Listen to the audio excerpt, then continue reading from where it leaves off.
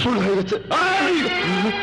আমি মুসলমান হিসাবে ইসলামের দৃষ্টিতে কথা বলেছি, আর তোরা আমার মাকে অপমান করে কথা বলেছিস।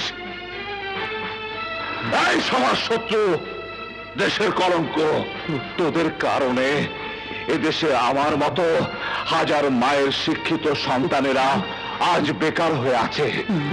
আমার মতো শিক্ষিত যোগ্যতা সম্পন্ন অনেক সন্তান তাদের বাবা মায়ের আশা আকাঙ্ক্ষা পূরণ করার জন্য একটি চাকরির আশায় তোদের মতো লোকদের দুয়ারে দুয়ারে ঘুরে, আর তোরা তাদের কপালে লাথি মেরে তাড়িয়ে দিস না।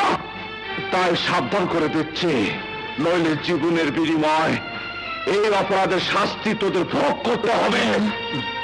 শুনে রাখ, তোদের কাছে যখন সার্টিফিকেটের কোনো মূল্য নেই, তখন এই হাত পায়ে কাজে লাগাবো।